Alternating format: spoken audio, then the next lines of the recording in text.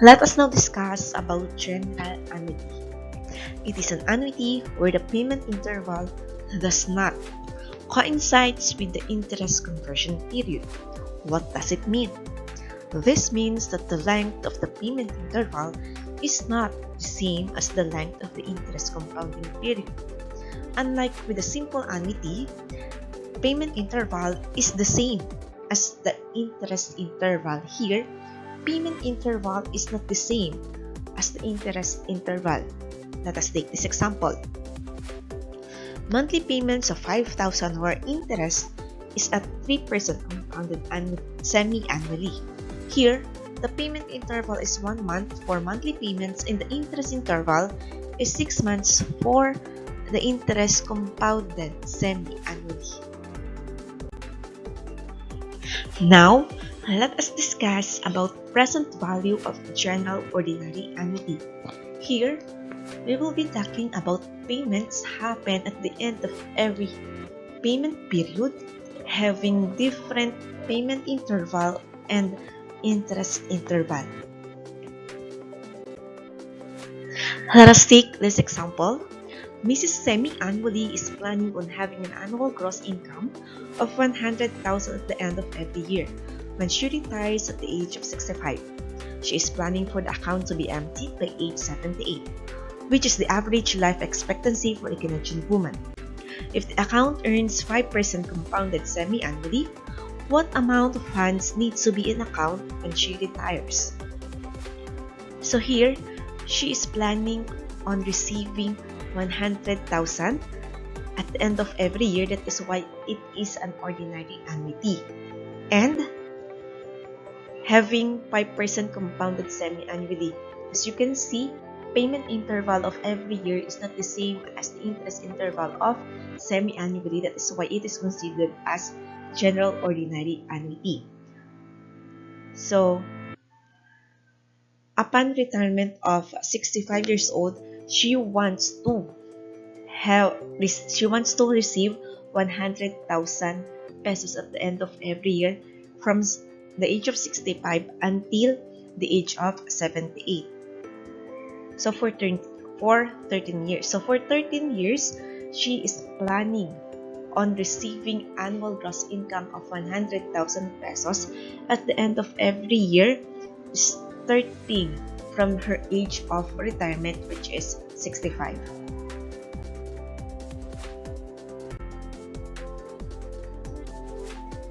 Since we know that this problem is a general annuity, that is, payment interval is not the same as the interest interval, all we need to do is to match the interest period to the payment interval, and to do that, we need to find the annual rate that is equivalent to 5% compounded semi-annually.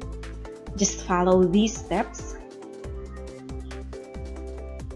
First, let us use this formula, A equals P quantity 1 plus G raised to N, in finding the value of 1 peso invested at 5% compounded semi-annually after 1 year. In this problem, we are working on the variable J. That is, J equals interest rate over M, and interest rate is 5%. That is why we have 0.05 over 2, which is the number of conversion period, and 0.05 over 2 is equivalent to 0.025. And then, let us now plug in all the given values into our formula. A equals P quantity 1 plus J over N.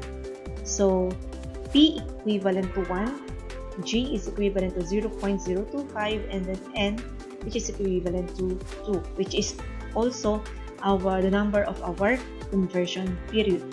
And that is, simplifying first the number inside the parentheses, 1 plus 0.025 is 1.025 raised to 2 multiplied by 1, which is equivalent to A equals 1.050625. For the second step, we let the equivalent 1-year rate be J%. Now, Find the value of 1 peso invested at 3% per year after 1 year. So we will be using the same formula with the first step. These are the given. P equivalent to 1 peso, N equals 1, which is the number of times interest is compounded per year. Variable M or variable N is equivalent in this matter from the word every year, which is our payment interval. Plug these values in our formula. A equals P quantity 1 plus J raised to N. And 1 multiplied by 1 plus J raised to 1 is equivalent to 1 plus J, and multiply it by 1, A equals 1 plus J.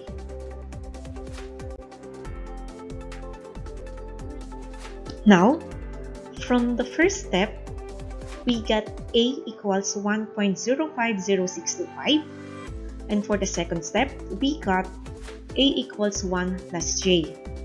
We will be using these values for the third step because we need to make these two amounts equal. Then 1 plus J equals 1.050625. Next, we use addition property of equality or APE or transposition. So we transpose positive 1 to the other side, it became negative 1. So J equals 1.050625 minus 1.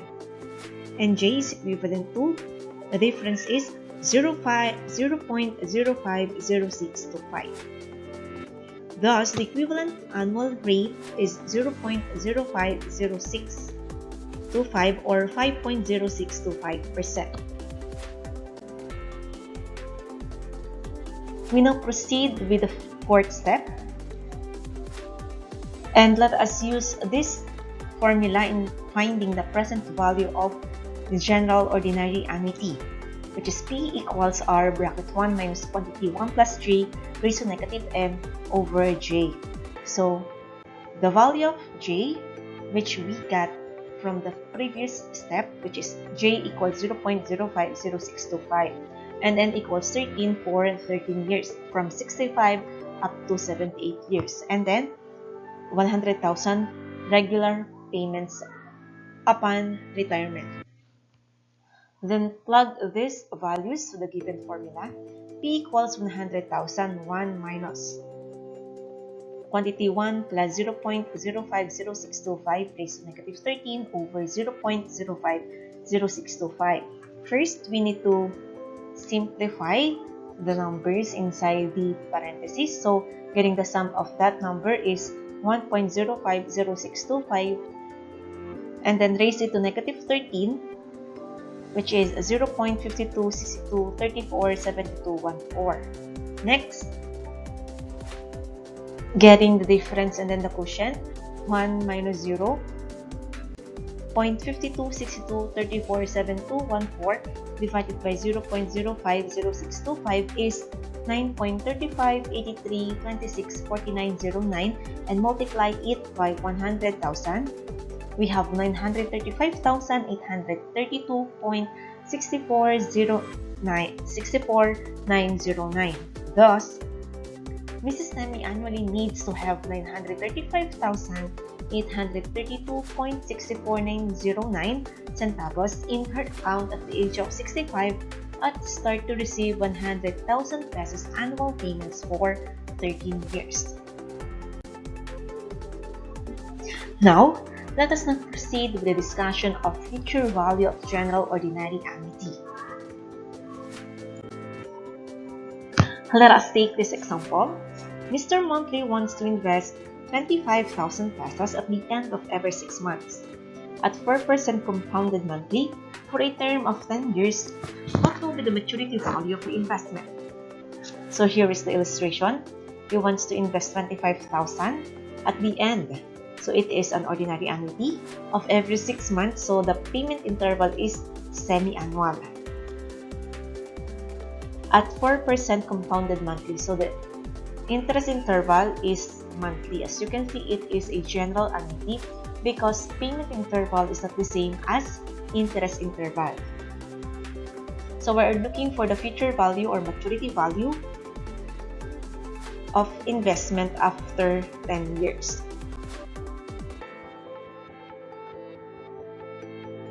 Now, since we know that it is a general annuity, payment interval is not equal to the interest period or interest interval.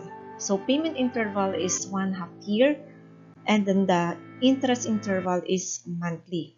So we need to match the interest period to the payment interval. So for the first step, using again the formula A equals P quantity 1 plus J raised to N, find the value of 1 peso invested at 4% compounded monthly after 1 year. So here, we are finding the semi-annual rate that is equivalent to 4% compounded monthly.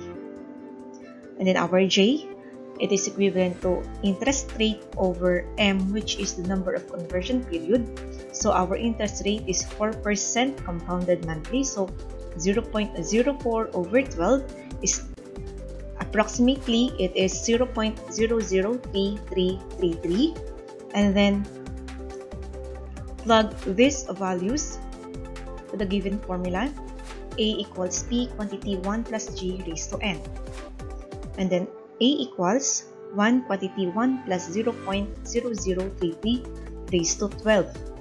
So here, as I have said, M and N is equal in this matter. So they are the number of conversion period. So 1 plus 0.033 is equivalent to 1.0033 raised to 12 multiplied by 1. It is 1.040326.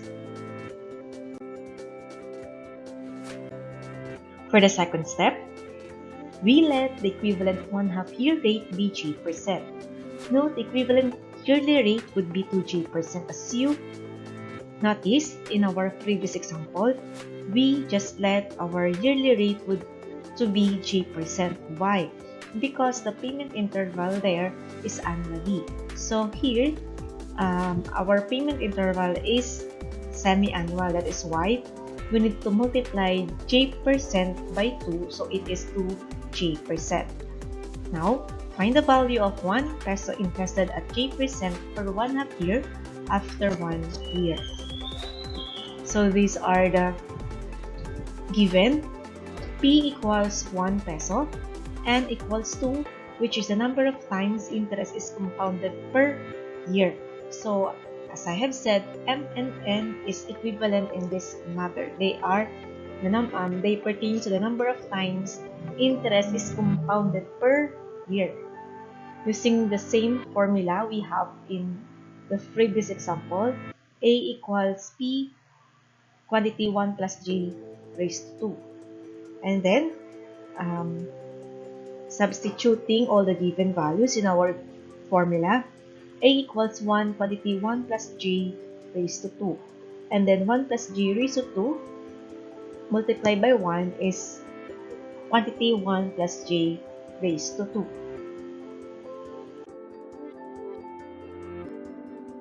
Let us recall the value that we got from the first step and the second step. As you can see, through the use of transitive property of equality, the value from the first step and the second step are equal. So these two amounts must be equal, so equate them. Quantity 1 plus J raised to 2 is equivalent to 1.040326 because this one is equivalent to A and this one is also equivalent to A. And to work with an exponent, we need to raise both sides by 1/2. And by power of a power rule, 2 multiplied by 1/2 is 1. So we have 1 plus J equals.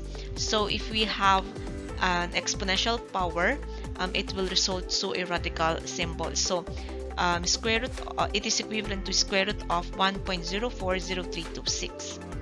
And it is equivalent to 1.01996375. And by the use of addition property of equality, adding -1 to both sides, it is equivalent to J equals 1.019963725 minus 1. And that is equivalent to 0.019963725 or 1.9964%.